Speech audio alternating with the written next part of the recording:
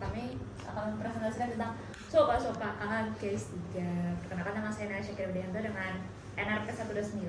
Saya sendiri Aisyah Naila Putri dengan NRP 167. Oke, baik. Sebelumnya saya izin menjelaskan tentang overview case dari kasus ketiga ini. Jadi highlightnya itu adalah isi piringku. Isi piringku itu apa sih? Isi piringku itu fungsinya itu untuk mencukupi kebutuhan gizi, sehingga supaya seseorang itu bisa terhindar dari yang namanya obesitas. Nah, di dalam isi piringku itu terdiri dari banyak komponen makronutrien. Nah, nanti makronutrien itu akan dipecah oleh enzim pankreas dan juga enzim yang berada di brush border intestine. Kemudian enzim yang mukus yang sudah dicampur dengan enzim-enzim tersebut akan diabsorpsi di duodenum dan kemudian akan disalurkan ke kapilari dan kapilari limfatik. Nah, yang pertama di sini saya akan menjelaskan tentang pankreas. Jadi pankreas itu sendiri adalah kelenjar campuran eksokrin dan endokrin yang menghasilkan hormon dan enzim. Jadi pertama itu ada anatominya. Anatominya itu ada bagian vaskularisasi sama inervasi. Nah, di bagian ini itu ada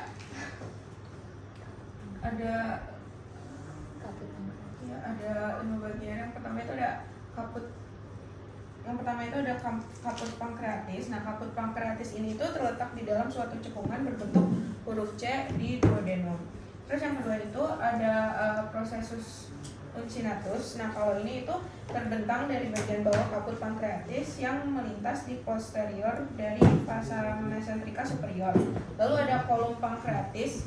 Nah, kalau ini terletak di anterior vasa mesentrika superior di posterior kolom pankreatis.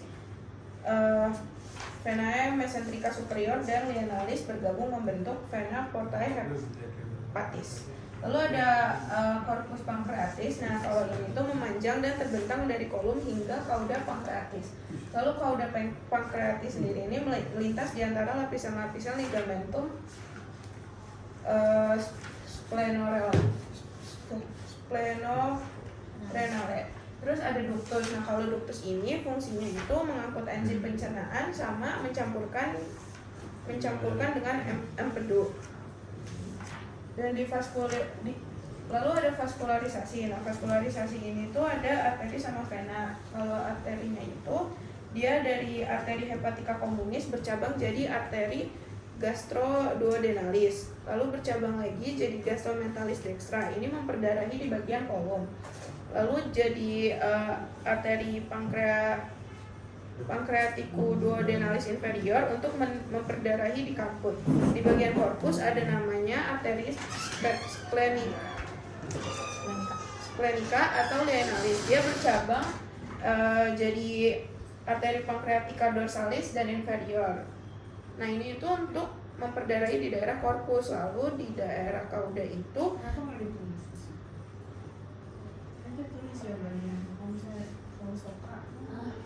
gambar itu sekarang tulis aja nih bagiannya ada vaskularnya. Bagiannya kamu kasih kan nggak bagiannya, terus vaskularisasi di bagian ini itu kan buat petunjuk kamu ya, nanti kamu tinggal bacain pada saat ujian baru jangan kamu ingat yang di sini tulis aja vaskularisasi, terus nanti tinggal dikasih tanda ini pasti bagian kaput, ini bagian ini korpus ini ya, itu saran dari saya ya, lanjut. Lalu di cauda itu vaskularisasi dari arteri splenica bercabang jadi arteri pancreatico. Nah, venanya itu sama aja kayak di arterinya, cuma nanti venanya itu akan bermuara di vena cava inferior. Lalu kalau untuk inervasi, nah inervasinya ini tuh ada simpatis sama parasimpatis. Dua-duanya ini melalui plexus coeliacus. Nah, kalau fungsi simpatisnya itu pengurangan sekresi pankreas dan vasokonstriksi, sedangkan parasimpatisnya itu fungsinya untuk peningkatan sekresi enzim dan stimulasi sekresi insulin. Lanjut ke histologinya. Histologinya itu ada eksokrin sama endokrin. Nah, eksokrin ini tuh menghasilkan enzim-enzim pencernaan. Jadi nanti itu dia dibawa ke usus halus dan saluran cerna. Terus fungsinya eksokrin ini membantu memecah dan mengolah endokrin.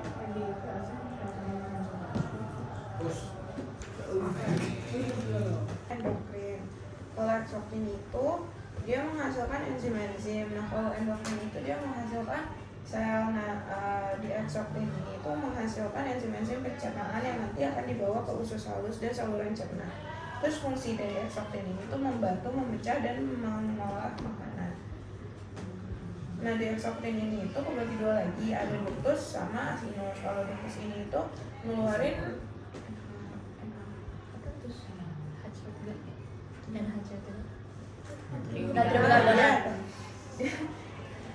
ductus itu ngeluarin natrium bikarbonat, sedangkan asinusnya itu menghasilkan enzim-enzim. Jadi yang pertama itu enzimnya ada enzim lipase. Enzim lipase ini mengubah lemak menjadi asam lemak dan gliserol. Fungsinya itu memecah lemak dalam makanan. Lalu ada enzim amilase. Enzim amilase ini mengubah amilo menjadi gula sederhana. Jadi nanti gula sederhananya itu gula yang berguna menjadi energi untuk tubuh. Terus fungsi amilase ini mencerna karbohidrat kompleks. Terus ada enzim protease atau tripsin. Nah, kalau enzim tripsin ini menguraikan protein di usus kecil dan melanjutkan proses pencernaan. Lalu ada endokrin. Endokrin ini itu menghasilkan sel-sel. Nah, endokrin juga dapat disebut insula pankreatika atau Langerhans. Fungsi dari endokrin ini menghasilkan hormon-hormon regulator. Tersusun atas 3 macam sel, yaitu ada sel alfa, sel beta, sama sel delta. Sel alfanya itu fungsinya untuk menyekresi hormon glukagon. Cara kerjanya itu mengirimkan sinyal ke organ hati dan otot untuk melepaskan gula cadangan ketika tubuh kekurangan energi. Lalu sel beta. Nah, sel beta ini itu penyusun Langerhans terbesar, yaitu sekitar 70%. Fungsinya itu memproduksi hormon insulin. Fungsi hormon insulin ini untuk mengendalikan kadar gula darah dalam tubuh dan mengubah gula darah berlebih menjadi energi cadangan yang akan disimpan pada hati dan otot. Nah, sel beta ini disekresi sebagai respon dari tinggi kadar glukosa darah. Terus yang terakhir ada sel delta. Nah, sel delta ini fungsinya menghasilkan hormon somatostatin, bertugas mengoptimalkan produksi enzim pencernaan pada pankreas. Terus ada fisiologi. Fisiologinya ini itu sekresi cairan pankreas ke duodenum. Jadi yang pertama itu ada stimulasi pankreas. Stimulasi pankreas ini itu makanan masuk ke lambung dan kemudian ke duodenum. Hormon seperti kolesistikonin atau CCK dan sekretin dilepaskan. CCK dipicu oleh keberadaan lemak dan protein dalam makanan. Sedangkan sekretin dihasilkan ketika pH duodenum menurun karena asam lambung. Terus yang kedua itu produksi cairan pankreas. Hormon-hormon ini merangsang pankreas untuk memproduksi dan mengeluarkan cairan pankreas. Cairan ini itu membantu menetralkan asam dari lambung. Yang ketiga itu ada transportasi ke duodenum. Cairan pankreas dialirkan melalui saluran pankreas. Saluran ini itu mengalir ke saluran empedu dan akhirnya bersatu untuk membentuk ampula Vater yang terletak di duodenum. Terus yang keempat itu ada pengeluaran ke duodenum. Saat makanan masuk ke duodenum, otot-otot di sekitar ampula Vater berkontraksi, memungkinkan cairan pankreas untuk masuk ke duodenum. Lalu yang terakhir itu ada proses pencernaan. Nah, di proses pencernaan itu enzim-enzim yang terkandung dalam cairan pankreas mulai mencerna karbohidrat, lemak, dan protein dalam makanan yang memungkinkan nutrisi diserap oleh dinding usus. Selanjutnya lanjut ke bagian usus halus atau intestinum tenue yang terdiri dari duodenum, jejunum, dan ileum. Jadi untuk anatominya itu duodenum ini di sini itu duodenum itu ada pars superior, kemudian pars descendens, pars horizontalis, kemudian pars ascendens. Nah kemudian di sini itu ada namanya ampula Veti. Ampula Veti itu merupakan tempat bertemunya si ductus biliaris sama ductus pancreaticus. Nah nantinya si ampula Veti itu akan mengeluarkan Jadi untuk ampula Veti itu akan terdapat 2 keluaran, yaitu papilla duodeni major dan papilla duodeni minor. Kalau misal papilla duodeni major itu tempat pengeluaran ductus Wirsunghi sama ductus choledocus, sama kalau misalkan yang minor itu tempat pengeluaran ductus Santorini. Nah, kemudian vaskularisasi kalau misalkan untuk duodenum itu dia dibagi menjadi 2, superior medial sama inferior. Kalau misalkan di bagian superior medial, pertama dari aorta abdominalis. Aorta abdominalis itu nantinya dia akan bercabang menjadi arteri truncus coeliacus, habis itu bercabang lagi menjadi arteri hepatica communis, habis itu bercabang lagi jadi arteri gastroduodenalis, dan nanti yang akan memperdarahi si duodenum bagian superior dan medial itu adalah arteri pancreatico-duodenal superior. Di sini tuh ada arteri pancreatico-duodenalis superior, bagian anterior sama posteriornya. Nah, habis itu kalau misalkan untuk di bagian inferiornya itu pertama sama dimulai dari aorta abdominalis, habis itu ke arteri mesenterica superior, dan nantinya akan diperdarahi sama arteri pancreatico-duodenalis inferior. Jadi di bagian sini tuh arteri pancreatico-duodenalis inferior. Nah, kalau misalkan jejunum dan ileum itu sama, mereka berdua itu diperdarahi oleh yang pertama dari asal muasalnya itu dari aorta abdominalis, terus ke mesenterica superior, kemudian nanti si jejunum dan ileum itu akan diperdarahi sama arteri jejunalis dan arteri ileales. Kemudian inervasinya itu, untuk inervasi dari duodenum, jejunum, dan ileum itu sama 3 plexus coeliacus, mesentricus superior, dan mesentricus inferior. Lanjut ke histologinya. Histologi dari duodenum, jejunum, dan ileum itu mereka ketiga-tiganya itu ada namanya plicae circularis Kerkringi. Nah, kalau misalkan kita ngeliat pakai mikroskop itu kalau terdiri dari tunica mucosa, submucosa, muscularis externa, dan muscularis serosa. Kalau misalkan di tunica mucosa itu dia ada villi, mikrofili, kemudian ada juga cryptus libercun yang nantinya itu di dalamnya itu ada sel goblet, sel enteroendokrin, kemudian ada sel parietal juga seperti itu. Kemudian kalau misalkan di tunica submucosa itu, kalau misalkan di duodenum itu dia ada kelenjar Brunner. Tapi kalau misalkan submucosa biasa itu dia biasanya ada arteri, vena, sama plexus Meissner submucosa. Nah, kemudian kalau misalkan di tunica muscularis externa itu dia ada yang longitudinal sama sirkular. Nah, di antara muscularis externa, sirkular, sama longitudinal itu ada plexus Auerbach, mienteric Auerbach. Nah, itu fungsinya itu muscularis externa ini yang berperan dalam pergerakan peristaltik. Nah, kemudian tunica serosa. Kemudian perbedaan dari segi histologi duodenum, jejunum, dan ileum itu apa? Kalau misalkan di duodenum dia di submukosanya itu ada kelenjar Brunner yang fungsinya itu untuk menghasilkan HCO3. HCO3 nantinya dia itu bakalan menetralisasi kimus yang asam. Nah, kalau misalkan di jejunum dia plicae circularis Kerkringinya itu dia cenderung lebih berlipat-lipat karena di situ kan tempat absorpsi paling banyak. Kemudian untuk fasa rektanya dia juga padat-padat gitu. Jadi fasa rektanya tuh cabangnya ada banyak. Terus arkadenya bertingkat. Gitu fungsinya yaitu untuk kan konsol absorpsi itu kan diterima sama kapiler darah. Nantinya karena di tempat absorpsi jadi pembuluh darah harus banyak. Kemudian sama yang ileum. Ileum itu dia yang paling khasnya itu adalah ada Peyer's plaque atau Peyer's patch gitu. Jadi itu sebagai pertahanan tubuh. Terus fisiologinya ini langsung dijadiin satu atau gimana, Dok? Serah kamu. Yes. Jadi fisiologinya itu kalau misalkan di intestinum itu dia ada empat-empatnya, ada motilitas, sekresi, digesti, dan absorpsi. Jadi pertama dari bagian motilitas dari fisiologi. Jadi makanan kimus keluar dari si gaster. Kimus keluar dari gaster, kemudian di situ akan terjadi yang namanya pencampuran si kimus itu dengan cairan-cairan yang ada di usus halus. Cairan-cairan dari usus halus itu udah nyampur, ada yang dari empedu, ada yang dari vesica vilea, kemudian ada juga yang dari si keluaran mukus ususnya sendiri gitu. Nah, kemudian nantinya dia akan disegmentasi, yaitu gerakan maju mundur dengan kontraksi yang lemah. Nah, di segmentasi ini segmentasi itu nantinya kimusnya itu bakal diaduk sama cairan empedu, pankreas, sekret usus, dan Tujuannya aja. Tujuan dari segmentasi itu apa? Tujuan dari segmentasi itu dia untuk meningkatkan absorpsi. Nah, jadi selain gerakan untuk absorpsi, selain dia itu untuk pergerakan, dia juga untuk absorpsi kan? Itu harus sebutin dulu tujuan dari segmentasi.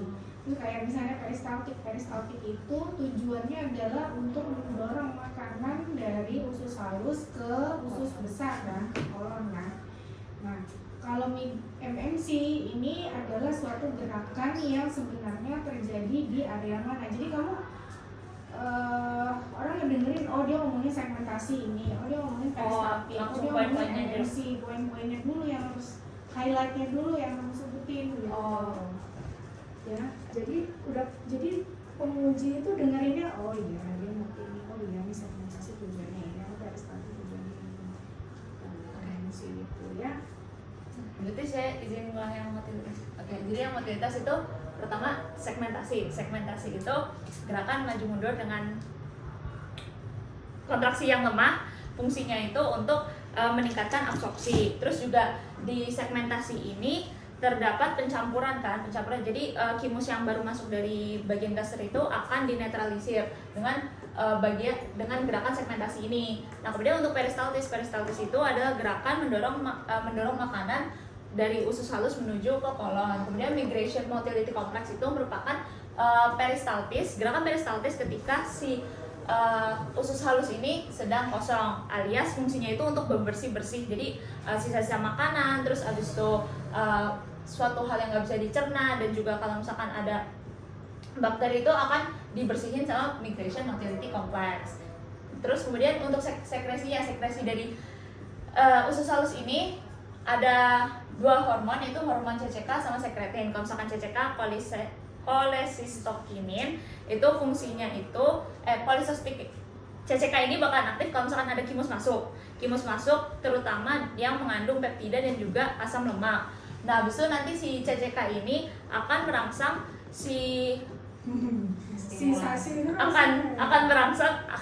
menstimulasi enzim pankreas, yaitu di bagian asilusnya.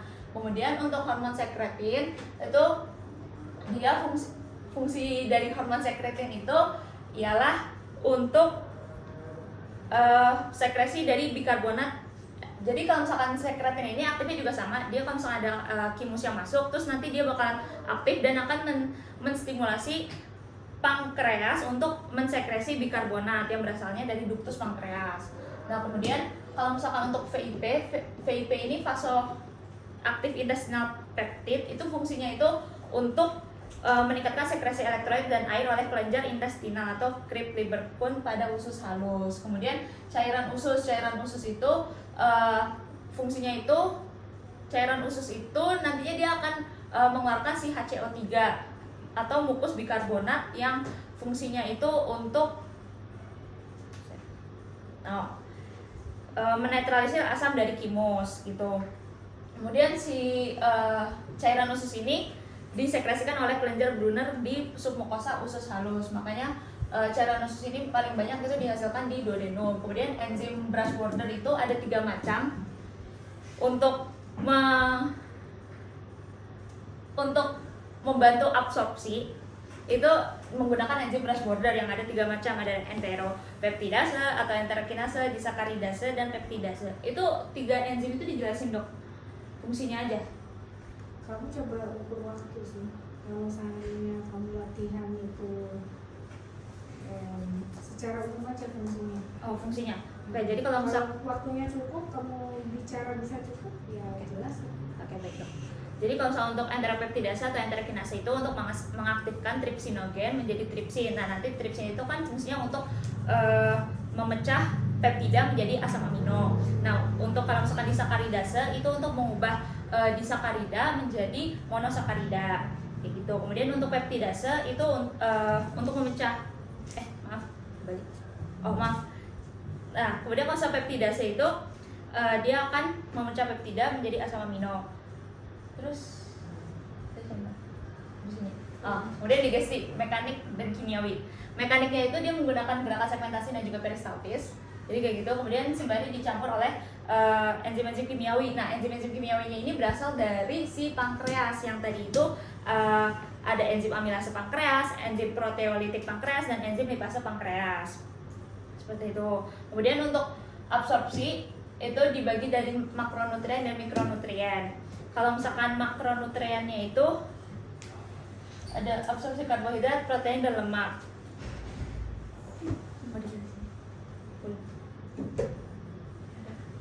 jadi proses absorpsi. Jadi pertama-tama disakarida yang udah hasil pemecahan dari aminase pankreas itu. Disakarida kan ada laktosa, maltosa, sukrosa. Itu akan menempel ke bagian mikrofilia atau brush border intestine. Jadi yang ada Sorry jari-jari. ya, saya kasih poin-poinnya. Oke. Kalian harus bisa bedain digesti, absorpsi. Nah, Ya, digesti itu apa? Absorpsi itu apa? Artinya kalau absorpsi itu udah ngomongin tentang penyerapan dari makronutrien dan mikronutrien. Ya, pemotongan atau bentuk besar menjadi bentuk kecil itu adanya di digesti. Digesti itu ada mekanik, ada yang kimiawi. Jadi poin-poin itu harus kalian sebutkan. Makanan sebelum bisa diabsorpsi itu harus melalui proses digesti. iya. Digesti mekanis itu terjadi mulai dari mulut sampai ke Khusus. ya, kemudian di situ terjadi proses kimiawi mulai dari mulut sampai ke usus halus, baru bisa diabsorpsi makronutrien dan mikronutriennya, gitu ya. Jadi prinsip-prinsip dasar kalian harus ngerti. Jangan ngomong panjang kan bila ditanya, jadi maksudnya absorpsi itu apa? Gitu ya. Itu aja. Sebenarnya yang saya komentarin ya. Ini sih udah lengkap. Ya, udah mencakup nih. Tapi kalau begini aja mengandalkan ingatan kalian, gambar yang gini doang nih. Nilainya ya pas 70 aja. Ya, kemungkinan kalau saya loh. Tahu kalau yang lain. Dan biasanya akan diklarifikasi, apalagi kalau kalian ngomongnya tidak jelas atau nggak ada highlightnya. Karena kan nanti penguji kan lihat checklist. Oh ini udah dijelasin, oh ini udah, oh ini udah, oh ini belum ya, biasanya itu. Kalau saya menguji, saya akan berdasarkan checklist dari learning issue. Jadi sebenarnya ujian SOHA itu paling gampang dan paling mudah untuk mendapatkan nilai, karena semuanya tuh berdasarkan learning issue yang kalian baca. Gitu ya. Oke, saya rasa cukup gak sih? Kalau Masih ada misalkan yang mau ditanya? ngejelasin absorpsinya, misalkan karbohidrat itu kan diabsorpsi dari disakarida jadi monosakarida, terus dimasukin ke pembuluh darah, kayak gitu aja cukup dong. Jadi misalnya kamu sebutin absorpsi itu adalah absorpsi makronutrien, karbohidrat ya. Terus kamu sebutin kan dengan, makanya maksud saya jangan bolak-balik kamu jelasin sekresi nanti begini ngomongin lagi kan sebenarnya itu. Bisa nggak sih dalam fisiologi ini untuk fisiologi motilitas, sekresi, fungsi-fungsi ini saya akan menjelaskan di bagian ini secara keseluruhan misalnya itu boleh aja, tapi kamu tetap kayak tadi kan ngomongin ya motilitas usus atau motilitas ini ada proses fermentasi, peristaltis dan ini itu sebenarnya kan apa namanya secara mekanik ya. Nah, terus nanti yang diabsorpsi kan baru kimiawinya tuh. Nah, karbohidrat nanti diabsorpsi sampai ke di kapiler pembuluh darah menuju ke target organ, gitu aja. Itu aja nggak apa dong, nggak perlu yang sampai sedetail. Itu kalau ditanya aja. Kalau yang detail itu Yang yang biokimiawinya. Yang kayak asam lemak dan monoglisir apa, terus Kalau yang masuknya itu loh, ke pemecahan sel epitelnya itu kayaknya bisa sih kamu jelasin nanti pas histologi, tapi kayaknya waktunya nggak cukup deh. iya, yang kayak kan kalau galaktosa glukosa itu kan pakai ada transportnya sendiri, terus kalau misalkan Nggak cukup waktunya. Kecuali makanya kamu kalau pengen dapet nilai bagus tuh biasanya pakai gambar sih. Kayak gue misalnya misalnya itu apa ya, jadi nanti kita klarifikasinya biasanya nih saya akan lihat di situ belum dijelasin sama dia, saya ngeliatnya dari gambar aja. Kan enak buat kalian. Itu memudahkan kalian sebenarnya, bukan buat nambah kerjaan gitu. Jadi kalian harus pintar apa yang harus dimunculkan supaya jadi pertanyaan, atau ada yang tidak dimunculkan sengaja supaya kamu ditanya karena kamu udah siapin jawabannya. Itu triknya ujian. Paham nggak? Yang ada di learning issue kamu harus bahas. Dah, itu aja. Itu harus dibahas. kalau vaskularisasi itu harus yang dari awalnya banget apa cukup kayak misalkan tadi usus Ya, halus kan kalau misalnya kalian mau dapat nilai yang sempurna, nilai yang bagus, dari awal. kalau kalian nggak punya waktu buat nyebutin, tapi udah kalian tulis, Tulisan udah cukup.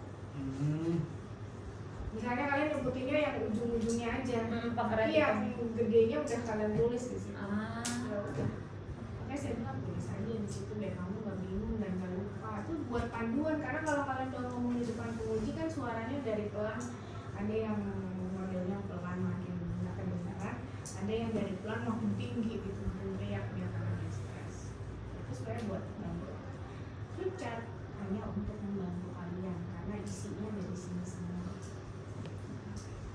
Ya, ada lagi?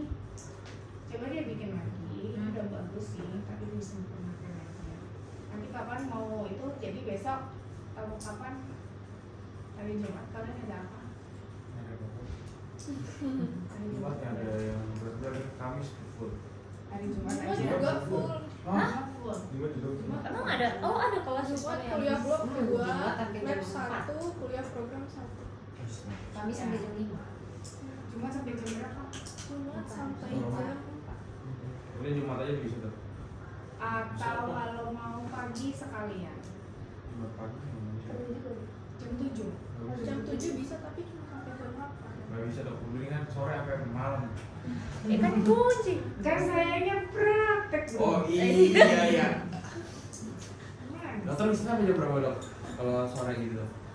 praktek. Kalau Selasa dan Kamis saya sampai jam 11 malam masih di rumah. Kalian jam 1 kan di rumah. Kalau Selasa, Senin, Rabu, Jumat lebih, saya biasanya jam 9 udah di rumah. Udah malam. Kalau mau sih ya, kalau mau pagi hari Sabtu, tapi Sabtu ini saya pergi ada acara. Nggak apa-apa Kamis pagi nanti disambung Jumat pagi gitu loh. Kan via Zoom. Oke. Oh Zoom. Bisa Zoom. Ya, jadinya kalian enggak. Tapi saya minta meskipun via Zoom jangan pada bobo. Ya, benar-benar disimak. Jadi dengerin temennya presentasi satu-satu. Satu atau misalnya mau dikocok aja yang kasus 3 ini siapa aja yang mau maju, nanti kasus 4 siapa yang mau maju, kalau ada waktu kasus 2 kasus 1 boleh, tapi saya prioritas kasus 3 dan 4 karena kasus 1 dan 2 saya